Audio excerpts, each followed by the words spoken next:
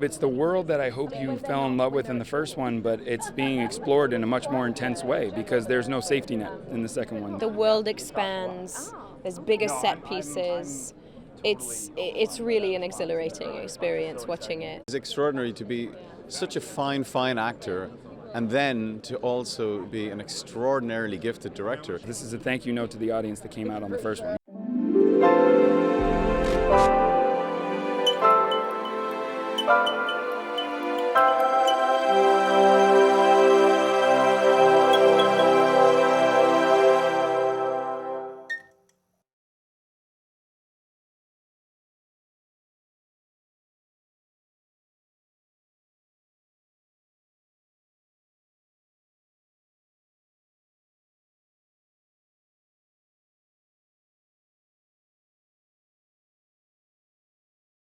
I think the stakes get higher for her. I think that her maternal sort of ferocity is tested to the limits, and I think now that because she's alone with these 3 children, one of which is a newborn baby, it's like, how is she going to keep them alive?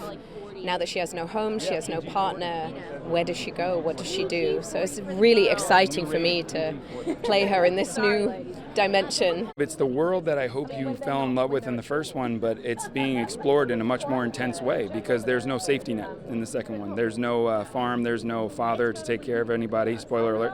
And at the end of the day, I think that this is really about venturing out into the unknown. And I think it's about growing up, and I think it's about these kids taking the reins. And if the first movie was about parents for their kids, this is about kids for their parents. Obviously the world is expanding, and I think the people that were curious to know how this world came to be will get a little more information.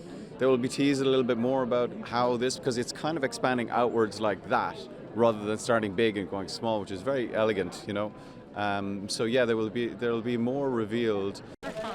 I think that it's very physically challenging to be on set because it was very much action oriented, but it was also so much fun to be reunited with the cast, and we never had a boring moment. I had to come up with an idea that I could connect to as personally and come up with as organically as the first one. So as corny as it sounds, this is a thank you note to the audience that came out on the first one. This is really for the people who showed us such kindness and respect, and I really tried the entire time thinking of them to deliver a movie that I think that they would really respect. John had a really strong vision of how this movie would look. We shot in Buffalo, which is a beautiful place. I really enjoyed working there, but they have a lot of these old disused steel factories, and they look like some sort of ancient civilizations, and we shot all on location.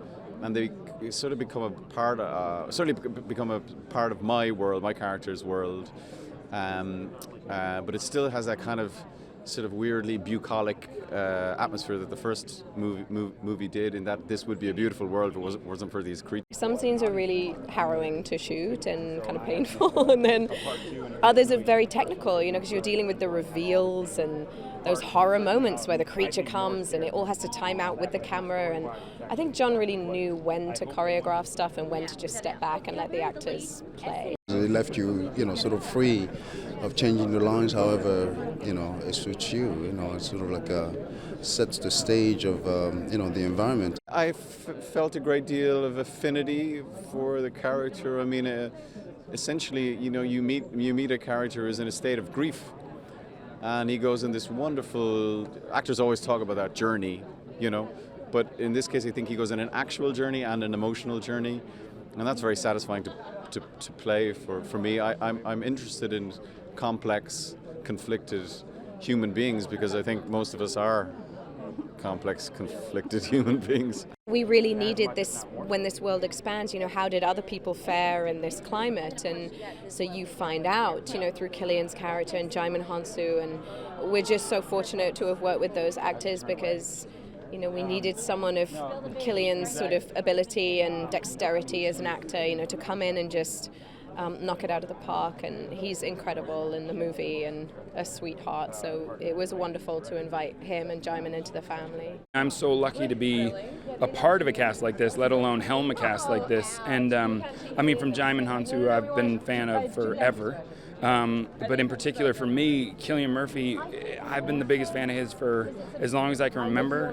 Even when I was a waiter, I was watching that guy and hoping I could be him one day. So the fact that he's in my movie, he's pulling off something that's very difficult. He's playing in a morally ambiguous character, a hopefully heroic character, and someone that you may or may not trust. And I think that that's really hard to do. And I mean, I just can't believe I got one of the best.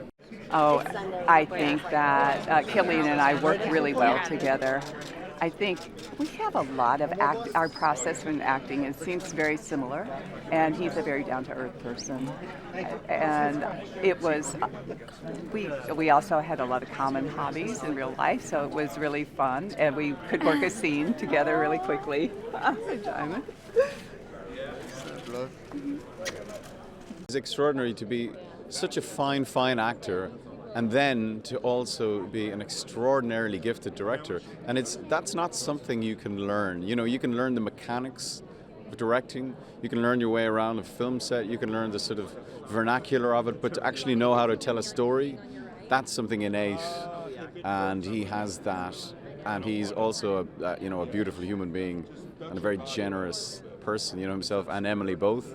So yeah, it was a lovely environment to work in. I felt very, very privileged. Oh, he's amazing. He's quite surprised me the way he would give notes. They were sort of more like emotional notes. Not so much line reading, and so that's kind of surprised me. It was the first time getting notes from an actor-director.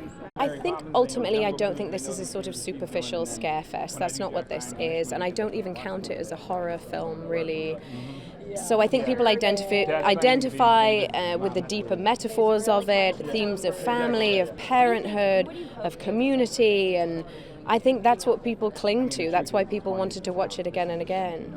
I really think it's not so much the creature. I think it's really so much about the social relevance of how we cope with one another in this day and age. I think you're going to be really scared. I mean, the truth is, I think, again, organically, you're more scared because you care about these characters. In the first movie, you were getting to know them. Now you know them. You don't want anything to happen to them.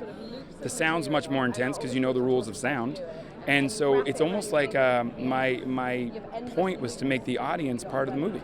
And because they were part of the first one, I put them in the seat of the second one, and now they're actually walking through the world just like Emily and the other cast members. And I think it's pretty heart-stopping, and it's incredibly exciting watching it. And the world expands. There's bigger set pieces.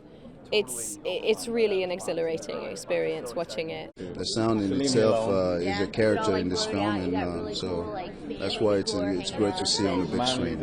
When I saw the first movie in the cinema, what I loved about it so much was this beautiful, original idea, but yet was so simple. And I think they're always the best ones, the simple ones. How could we have not thought of that before? And I think in terms of films like this, I think people like putting themselves into the sort of shoes of the characters, and they ask themselves, what would I do? And then of course you have the universality of family. How do you protect your children normally, and then how do you protect them in an extreme world like this? It's very appealing.